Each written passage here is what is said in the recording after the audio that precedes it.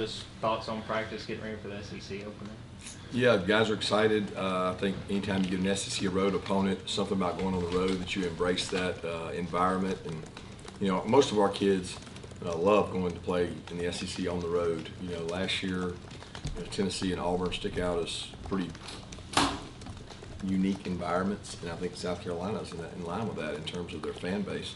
You know, last year was really unique for everybody because we were coming off COVID, and none of the kids had seen an environment like that. So we had two classes of guys who had not, and now, you know, most of them got to see it last year. So our freshman group will be the first time getting to see that kind of raucous and rude bus arrival, and obviously the white towels. So it's something that our kids embrace, and we look forward to playing in that environment.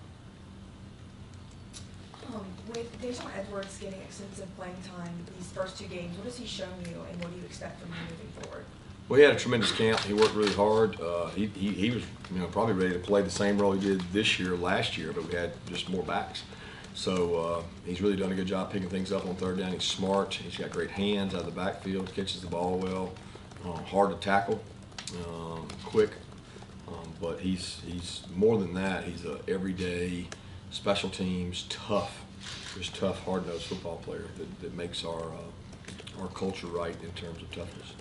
Coach, I know South Carolina certainly wants to run the football better than they have to this point, but considering the way they sling the ball around and everything, how do you feel about your secondary, their ability to just cover and be able to handle a team that right now at least is slinging the ball around a lot? Yeah, they got some really big wideouts, some challenging guys to cover. We'll have to play well. There's 2-3 ways to look at that. You know, you have to affect the quarterback. It's not just covering people. It's, you know, how do you disguise? How do you rush the passer? How do you affect the quarterback? Can you negate big plays and run after catch? They've got some guys that can catch the ball and run with it afterwards. They got some really good skilled players. So we're looking forward to the challenge, and they certainly got a tremendous quarterback and a tremendous skill set out there on the perimeter to get the ball to. Yeah, Kirby, kind of following up on the passing game, it seems like Spencer Rattler does a good job throwing in the middle of the field. Just how much of you know, added pressure does that put on the guys in the middle of the field, like Jamon and Chris, even a guy like Javon playing the slot? I mean, there's pressure all over the field when you got to play one-on-one. I don't look at it as, you know, the middle of the field or the outside part of the field. You know, some of that's based on coverage, and you know, they can target anywhere they want to target. They've got good playmakers all around. They spread the ball around. They spread the field around. And then when you do all that, you know, it makes it tough to occupy the quarterback because he's a good athlete. So the space game makes it hard because they spread you out and they got an athlete that can run around with it. So we'll have to play well. We'll have to cover well. We'll have to affect the quarterback well, and we got to play as a unit on defense. We get to speak to Javon for the first time today. Do you, kind of going back to his recruitment, what did you guys like out of him down there at Baldwin? Was it just his kind of versatility? And you know, what speaks to that kind of a young man coming from a 3-star, coming all the way up, just like other players like Stokes and that? Yeah, he's extremely tough, physical. His high school tape displayed toughness. He was one of the COVID kids that, you know, he was during the time you didn't get to really bring him on campus, but he sent tape in of his workouts. Very similar to the way other players did, and we liked his workouts. We just thought, man, this guy is committed to working out during a time when the rest of the country stopped doing anything, and we like the kid, and he has the core values we like of physical toughness, and love the way he practices every day.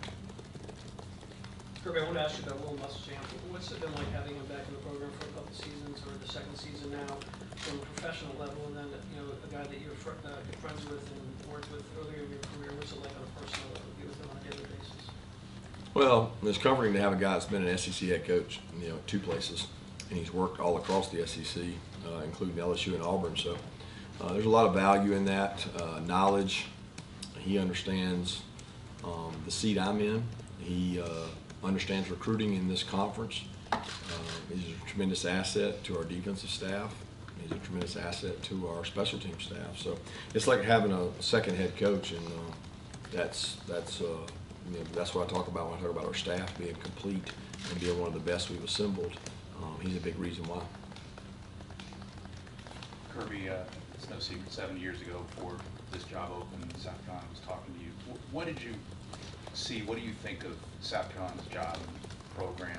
Obviously, it shares a state with another power, but doesn't have as many resources, but seems to have a pretty strong fan base. Yeah, I've always thought South Carolina's got, even when we played and they came into the conference and we played and Brad Scott was there, they have tremendous following, fan base. I mean, they fit the SEC culture in terms of, their fan base and their commitment to facilities and winning and environment.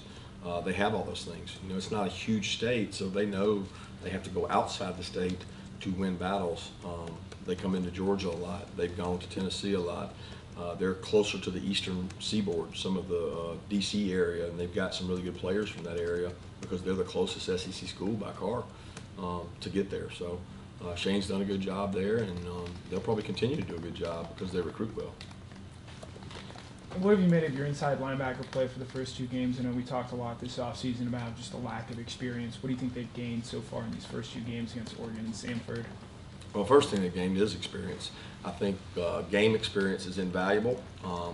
They could have played in 15 or 16 more practices, scrimmages, and gone against a really good offense than ours, but they need to play. They need to get under the lights and make calls and have things happen unexpected to them and react to those things. And Schumann does a good job coaching those guys to handle things that they haven't seen before. You've got to be able to handle something on principle. There's not an offense we're going to play this year that's going to run the same plays they ran the week before. They just don't do that. They move people around, they tweak them, they hide things, and you got to do things on principle. And I think those 2 guys, and even the other guys, Ryan and Tresman, have played well to spell those guys. Hey, Coach, I remember last week you mentioned you had one of the worst practices. I was curious, what do you do to address the team when something like that happens, and if you've seen an uptick in energy since then? Yeah, it was one of our worst practices this year, but it was not the worst practice. So there's definitely a line of demarcation when you start looking at it. We had really good practices. It just wasn't one of our best. But they've been great. They've had good energy. Leadership's helped some since then, and they've had good 2 practices the last 2 days. It helped today. It was cooler. It wasn't really hot out there, and I think the hotter it is, the more you have to push through. And it's probably going to be that way Saturday. So we've been in the heat more this year than we've ever been. Kirby, how did Tyke Smith do the last game? We got, it's a pretty good playing time. And how has the nickel star position in general been in the first 2 games? Been good. Those guys played well. They're smart, heady players, physically tough. They can match up on people and get their hands on them, play strong, play physical. Hard to evaluate Samford on anybody. They didn't challenge the stars a lot. I don't think you could take a lot from that game. I take more from the practices, and he continues to improve and get confidence in that knee. AD Mitchell update, did he go today? Yeah, again, we're hopeful AD's able to go. Hoping and hopeful that he can recover to the point that he can help us. Following up on Tyke, have you seen a noticeable difference as far as him gaining confidence coming back from that knee? Yeah, I mean he was not very confident. He didn't get to go in the spring. He wasn't very confident when we started out fall camp, and he's gotten better. He's gotten ability to change direction, to plant, point, tackle. Then on the ground, he's gone live. I mean, yeah, he's gotten more confident. He's still got improvement to do, and he'll be the first to tell you. But we're going to need him to play well this year before it's over. Yeah, with Nyland Green dealing with a little bit of that hamstring injury, what have you seen out of Dalen Everett? It seemed like he got some extensive playing time on Saturday. Yeah, Dalen's done a good job. He needs to play. He's a talented young man. He's a really good corner. He's physical. He's a great tackler. He just needs experience. He hasn't gotten much.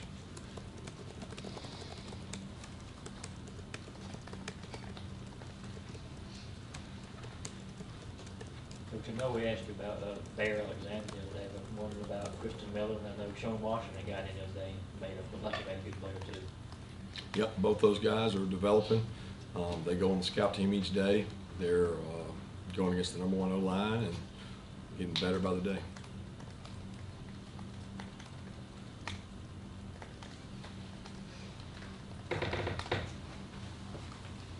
From the mental aspect of things, where have you seen the biggest improvement from Stetson Bennett in terms of how he's approached the game now as a starter?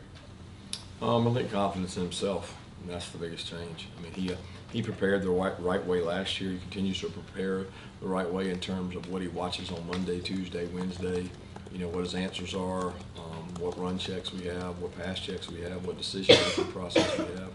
He gets better and better at it with reps, but he's got confidence in himself, and he's seen himself play well in big moments. I think that helps the quarterback be able to play with a little more composure.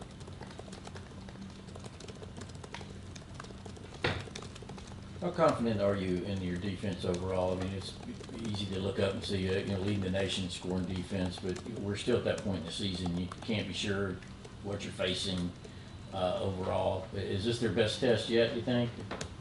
You're as good as your last outing. That's all I know right now. Here we got to see a little bit of Branson carrying the ball on Saturday. What have your impressions been of him through these first couple games in his career?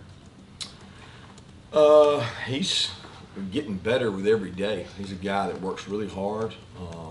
Thought he's done in some of our competitive drills we do on Monday and Tuesday. He's shown some promise and some burst. He's like we tried to get him in a special teams role where he can really help, and he's still new to that. He reminds me of all the backs we've had that come in and they never really play special teams in high school, and then you gotta like train them to do that. He has the ability to be a starter on 3 or 4 units. He doesn't have the experience, so it's like, how can you rush that process to help on special teams? It's actually easier, to play him as a back and give him the ball, but he's still working through everything in that, and he gives us a change of pace, because he's heavier than those other guys. You guys have played in the dome. You guys have played in kind of murky weather this year. Going into this game against South Carolina, it's supposed to be in the 90s. How do you prepare? I know you do this, every other year going into Columbia, but how do you prepare for a game like this in kind of preparation? Do you guys, is it more of like a conditioning type thing, or how do you just kind of help your guys get adjusted to the heat? You practice in it all summer. You go outside and you practice in it in fall camp, and you practice really physical the week of, and you sell the players on. That's the environment we want to be in, right? That's what that we want. We want it to be hot. I'm sure they want it to be hot, and let's see who is in best shape. Stats aren't everything, but only 1 sack in the season so far. Are you satisfied with the defensive line's ability to get to the quarterback and affect and get pressure? Yeah, I'm very comfortable with the things our defensive line has been able to do. The opportunities they've been given, they've affected the quarterback. If anything, I would say I wish we finished a little better on the ones that we've had that got away. But when you play really good athletes, I think teams would say that about Stetson too. They had free runners and didn't finish. So, our goal is usually to bat 60 to 70% on free runs, because you're not going to get them all. And we haven't been given very many opportunities, and I don't blame it. Like, that's not the game anymore. The game's not to sit back there and have a guy be a sitting target. Thank you. Take 2 more questions. Anyone? Kirby, how hard is it for Eric Gilbert to get on the field when he has really quality guys ahead of him that you probably don't want to take off too much? It's really based on Eric's performance. It's not really based on those guys. We have really quality guys at O-line, and they all play, and we play the guys that play winning football and can communicate and execute and like to have depth at those positions. But that's all based on how he practices and how he carries over the game plan. Coach, you talked about depth. I believe last week we had 15 different players catch passes against Stanford. I noticed Score maybe had something to do how many guys got in, but I think 16 total for the year. For those guys to be able to contribute like that, what does that mean for them and your team to have that many guys chip in? Well, I think it means you can spread the ball around. You try to find out, like I said before, is who can make people miss, who's special when they touch the ball, and we've been able to give a lot of guys touches to get a lot of looks to try to gain some confidence in guys touching the ball. But a lot of that had to do with the score too. Thank you.